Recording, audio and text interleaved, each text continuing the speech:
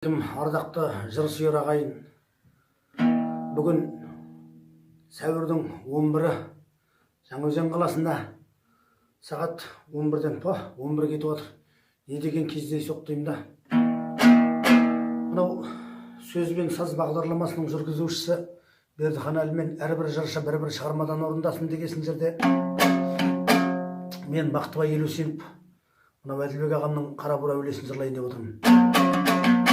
Жыр сүйер ағайын, сырда туып қырда өскен ақын Талғат Тілеулесовтің тарихта таңбасы бар Тамай Есеттің 7-ші атасы Қарабура әулиенің істеген ерліктерімен қоса қызы Бегім Сұлудың өмірін былай деп жырлайды.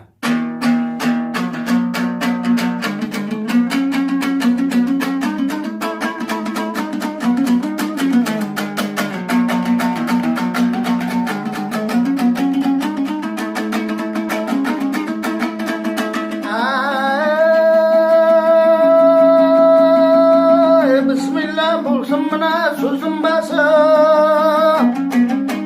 бір алла жаратушыңден бері көр ақынның оң бастаған талабына адам деген пендеміз жер бетінің шөңге кірмей білмейтін табанына басына тіршіліктен не өтмейді күн кешкен қызықты да қаралы да естіген ертеңінің бәрі ақиқат құндылық шежіре бар бағалы да естіген естілерде сөзім бар еді саңлақ болсын сөзім саналыға 8-ші ғасырдың ортасында Қарабура әулие өмір сүрген Ахмет Яссауидің заманында тарихта таңбасы бар әулиенің істеген ісі жайлы бір мағлұмат салғылақ үлкен кіші ағамына заманда қиын қыстау аласұрған ел ертеңін ойлаған батырларда туыпты қазағымның даласынан қаптаған қарақытай келген екен қуыпты қазағымның даласынан қаншама көз салса да біздің елге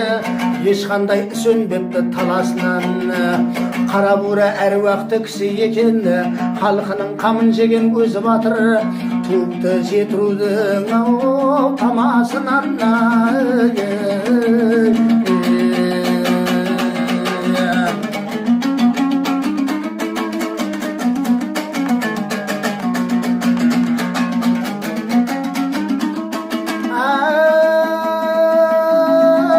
қайраты болыпты аса мықты жанына серік еткен адалдықты ел шетіне жау тисе қарап жатпай ерлікпен тамсандырған талай жұртты ірілігін атпелі көтере алмай Қарабура мініп ап ел ішінде сондықтан Қарабура атаныпты ислам дінін алғашқы мойындаған танытпай дінге деген сараңдықты ақ туын адалдықтың берік ұстап жарыққа айналдырған қараңдықты Аллаға көрсеткен құрмет үшін Ахмет Яссауиден баталық тауға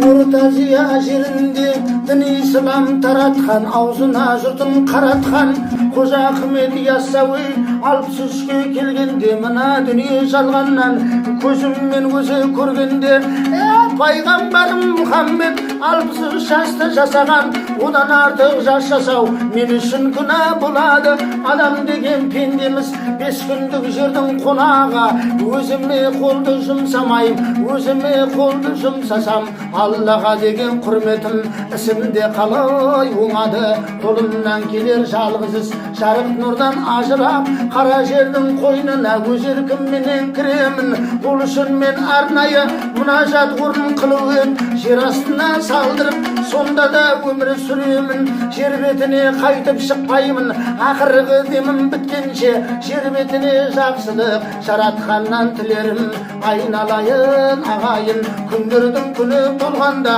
өлетін шағым болғанда күнінде айтып кетемін мен сонда діне саламын әзірге күтіп жатырмын жіберер Алла хабарын бәрі де кетер өмірден болса да мықты қамалың кейбіреулер білмей жүр өлгесін қайда барарын Алладан мықты ешкім жоқ таймайды деме табаныма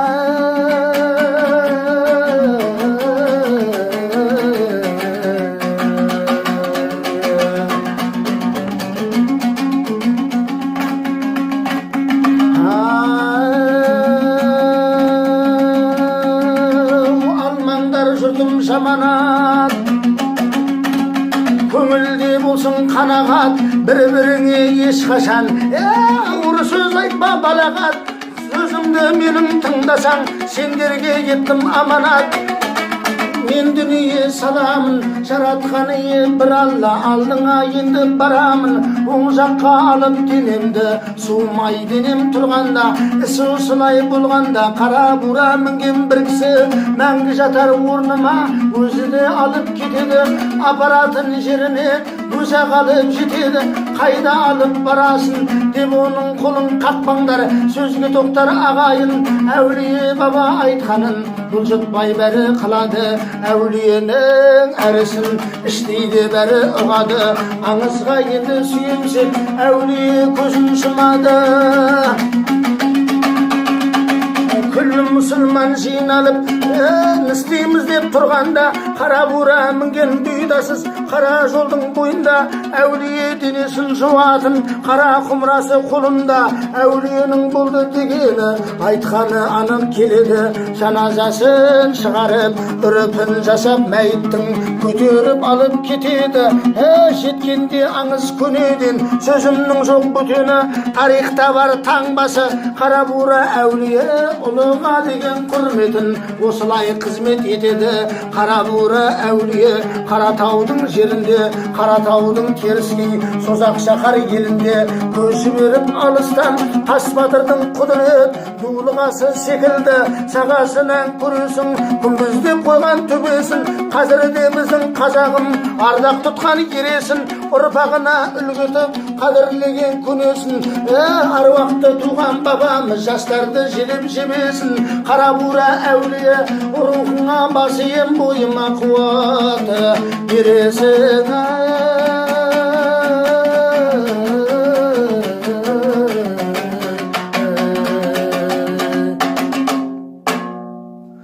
Жырдың келесі бетінде кішкене мағлұмат бере кетсем, 9 ғасырда Селжұқ елін орнатып, Қорасан патшалығын әскермен жеңіп, Мәлікшақтың кезінде Мәлікшақ ажалы жетіп, Санжар хан әке орнына мұра боп таққа отырып, елін Қорасаннан көшіріп, Сырдария бойындағы Жанкентке салған екен іргесін. Жырдың алдындағы жолында жырланып кеткен қара бура әулие атанған батыр бабамыздың қызы Бегім Сұлу Санжардай ханға тұрмысқа шығып, енді келесі жырдың жолдары сол Бегім Сұлу жайында.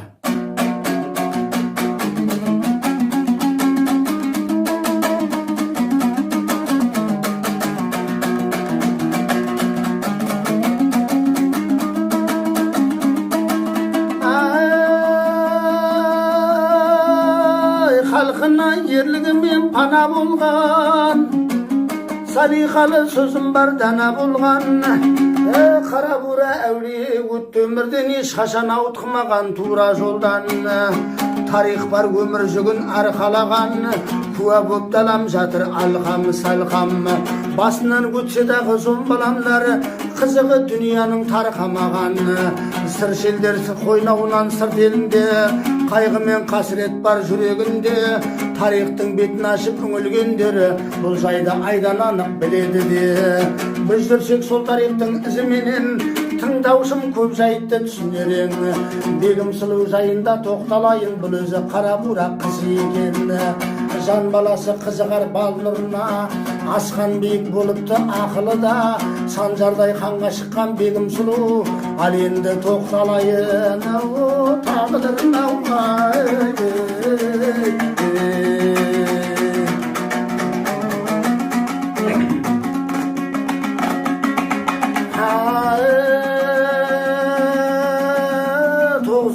Ғасыр тұсында, 9 ғасыр тұсында көтеріле көшіп түріктер Каспий теңіз жағасын Селжұқ елін орнатып, қоныс етіп алады. Тез арада күшейіп, Қорасан патшалығында әскермен қалың шабады, күшпенен жеңіп алады. Көңілдері бірленіп, Селжұқ елін орнатып, Мәлікшақтың кезінде күннен де күнге бұл қала әрі береді гүлденіп, ажалы жетіп мәлік шақ дүнияны салады. Әке орнына мұра болып мәлік шақтың баласы Санжарда тақты алады. Санжар таққа мінгесін, айналасын білгесін, Қорасаннан елін көшіріп Сырдария бойына Жанкентке салат іргесін. Қалаға билік жүргізіп бекініс мықты қылады. Күш қайраты бойында тарқау үшін құмары, қасына ертіп нөкерін аңға шығып тұрады. Бір күні аңға шыққанда жазуы болар Алланың, елден де ұзап кеткенде, жетер жерге жеткенде, есіне Санжар түсіріп ұмыт болып қалған қанжарын әмірі беріп құлына, осында күтіп тұрамын, тездетіп үйге барып кел, үйдегі бегім жарымнан қанжарды сұрап алып кел. Әмірі ханым қойсын ба, бегімге жетіп барады. Ханым қанжарын тездетіп алып беріңіз, аңға деген құмары таудай боп тұр талабы. Жабықтан ханым қанжарды құлғысынға бергенде, мүсіндей әппақ білегін құл бейшара көргенде есінен танып құлады. Біраздан соң есіп қанға қарай шабады. Күте Санжар хан таусылады әбден қамалы. Құлы келсе қанының да үйіліп кеткен дейді қабағы. Сонда құлының қанға кешіккен себебін айтып атқан жер екен.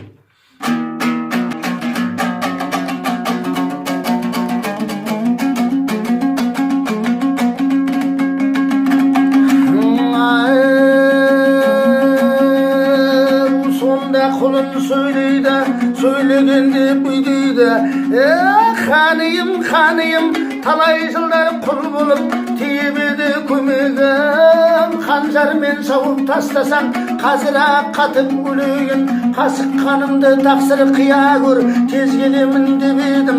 Қанжарды ханым бергенде қолымнан ұстап жібермеді. Кешіккен осы себебім, айналайын Санжар хан, айтқанымның бәрі рас, түсінетін бегедің. Мұны естіп Санжар хан атқа қамшы салады. Қан қайнаған жүрекпен бегімге жетіп барады. Сөзге келмей бегімнің оң қолы оң бұрымның оң танауын тіледі. Ашулы жүрген Санжар хан ешкімге құлақ аспады. Құлының жалған сөзіне жамандыққа бастады. Сарайда жүрген нөкерлер ақ-қарасын істің білсе де, көр қатулы қабақ қанына көрмегендей жан ашпады.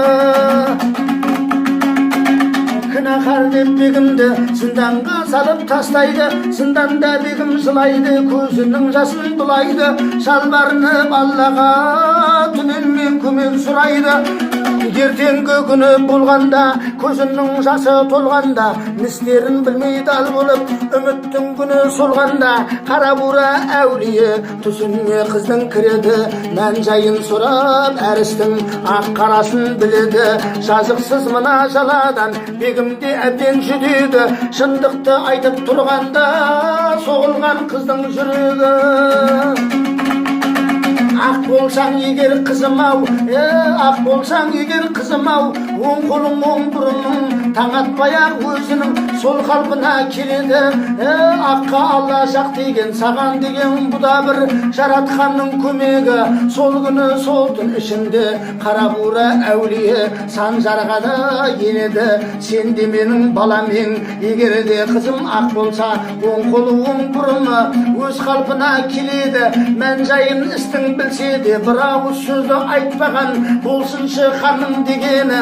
Тірі адамын қалдырмай шақарымды жылан жұтсын деп батасын теріс береді.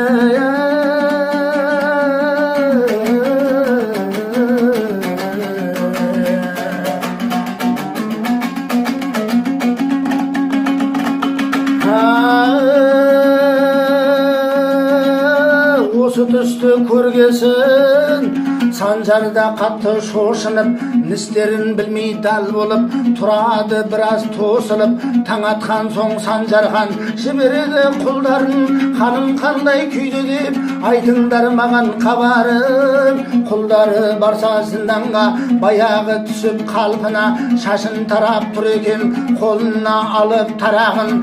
Мұны естіп Санжархан шашады қайда барарын. Сол уақыттары болғанда аспаннан үлкен мас түсіп, ортасына қаланың ішінен шыққан жыландар түгелдей бәрін шағады. Санжардың мына теріс ісін еліне күн туады қаралы, күнді көзіне көрсетпей қара түлек жабады. Санжардың теріс ісінен бегім сұлу зынданнан құс болып ұшып келеді. Алланың бұйрық күшімен аңызда емес кешегі, адамның емес өсегі. Құс болып ұшып келгенде ер адамнан безініп, адам көрмес мидай далаға қонғанда жері деседі.